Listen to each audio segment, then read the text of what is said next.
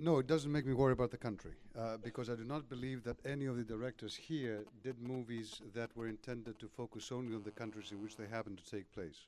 I think they try to touch upon themes that are universal. I don't believe that you have violence against women or rape only in Italy. You have them in other countries. I don't believe that integration is a problem only in Germany or in Greece. It's in other countries. Welcome, first of all, on my part. It's fantastic to have you here. It's very, very rare. Politicians in Europe rarely meet with anyone under 50 years old. So I'm so pleased that you're around. And in fact, it turns out that you don't vote at all even. The youngest people in Europe are the ones who just don't go to vote. They consider us to be irrelevant, more or less, or boring, and we may be boring, but we're not irrelevant, for better or for worse. And this is what we try to do with the LUX Prize, in fact. We try to highlight in an interesting, fascinating, shocking sometimes, certainly unique way, some of the issues that in a very boring way we deal with in the Parliament. You mentioned, I think you mentioned that you read things on paper or different reports. And in fact, we do. We've all read about violence against women or integration problems. A good movie appeals to your heart. It's a blow. In terms of the question of violence, if I may say something very quickly, I'll say this. I remember many years ago, Mikis Theodorakis, a very famous Greek composer, many of you may have heard, different generation, of course, very old now. He was asked, he said, Mr. Theodorakis, you know, today the Greeks always listen to this terrible music, you know, opa, opa, opa, they jump up and down, you know, nothing having to do with the tremendous quality of the music you used to write. And he gave a very interesting answer. He said, you know what, when I was growing up, we also went and listened to, you know, fun music and jump on the tables and dance and flirt with the girls and all that stuff. He said, look, there's music that helps you forget, and there's music that helps you remember. The problem is when you lose the balance, when it all becomes about making you forget, when it all becomes Hollywood, when you just go there for 2 hours in order to forget, watch something crazy, something fantastic, something. We need in movies, I think, movies that help us remember where we came from, help us deal sometimes in uncomfortable ways with themes that are not easily discussed, but have to be felt. And let me close by saying this. In all three films this time, you have an issue of immigration in one way or the other creeping in, and different identities. That comes, in fact, to your initial question, the trans, all this mixing up, In Europe today, we have, we have Europeans who go from one country to the other, and guess what? What has been the biggest issue this summer in TVs and newspapers? What happens to the Roma in France? I'm sure you all have read European citizens, but Roma, and should they be expelled from France? What is legal? What is not legal? All these are very, very ethical, very legal, and also very political issues. But we also have people who are not from among us. We have 40 million immigrants, 40 million, first, second, third generation, in our 27 member states. If you think about the number, that is a 28th member state and the 7th biggest in Europe. Now, we are politicians. How much money do we actually put in trying to integrate the 28th member state in Europe? Because there are people who want to kick all these immigrants out, but it's not going to happen. It shouldn't, and it's not going to happen. They're here, they're among us. So either we'll learn how to live together, or we have a problem. How much money are we actually spending to integrate those immigrants? The answer is, in the past 10 years, about €1 per immigrant, okay, for integration programs. Now, how much money do we give in order to integrate candidate countries, Turkey, Croatia, in Europe? Millions and millions. How many commission employees do we have working on trying to integrate those countries? Hundreds.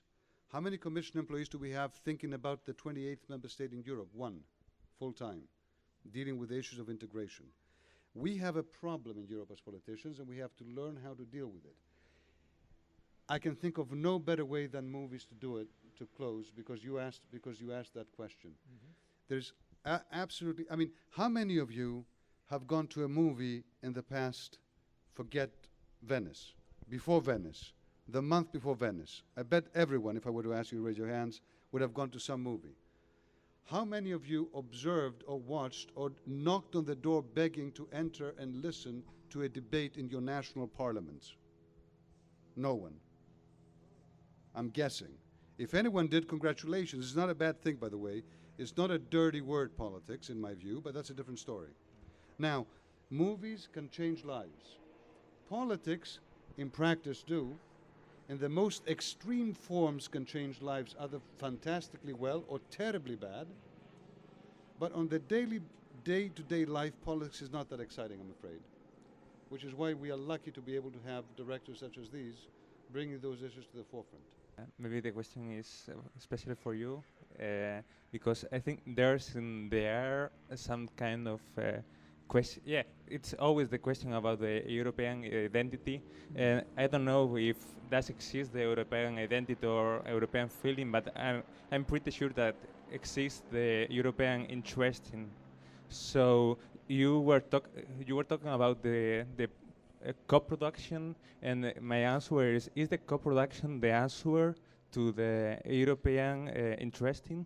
It's a different kind. We were talking about mixing things up. This is a different kind of way of looking at mixing things up that moves slightly out of the political sphere and into the filmic sphere, which is the basis for this conversation. Yes.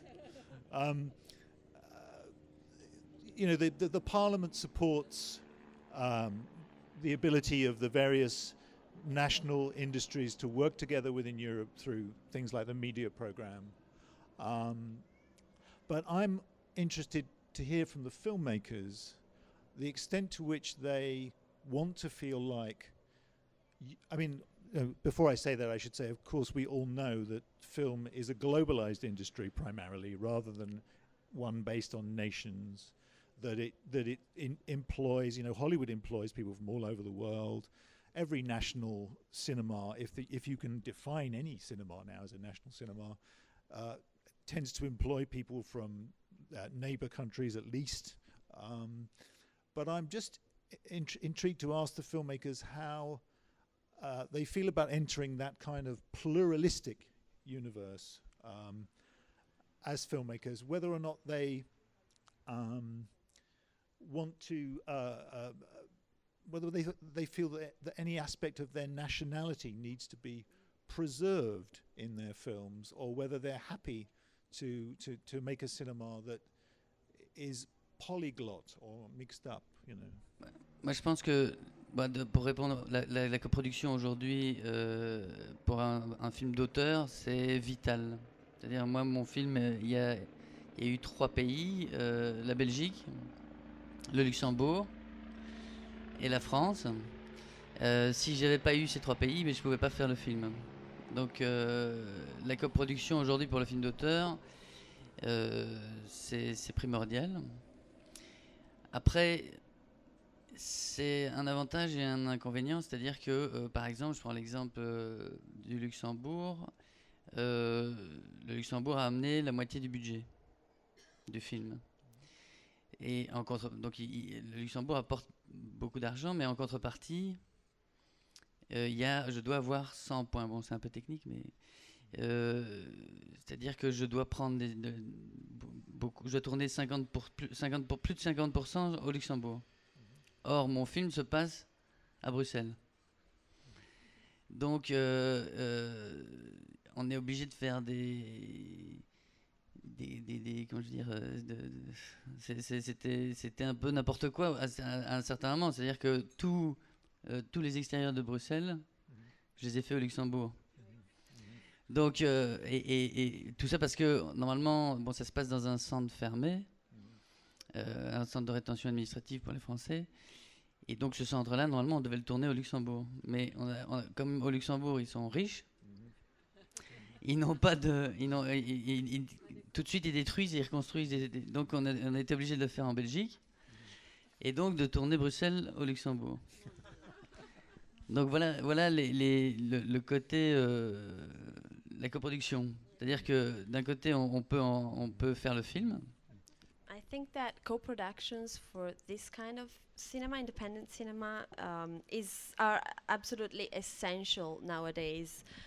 For my film, I had 3 countries that participated: Belgium, Luxembourg, and France. And if they hadn't co-produced the film, my film would not have been possible.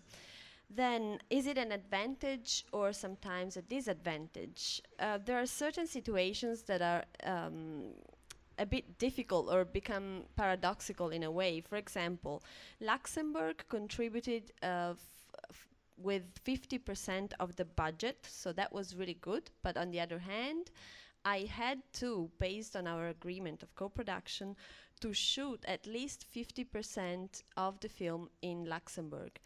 Whereas most of the action, especially the exteriors, were to be set in Brussels. So I was forced to shoot in Brussels, in Luxembourg, the Brussels scene.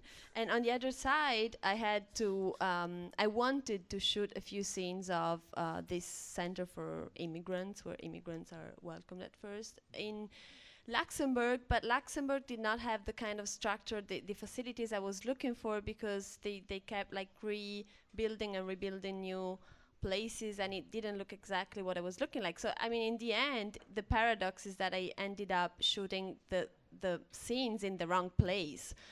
So yes, it's very good, but on the other side, there's this kind of compromise.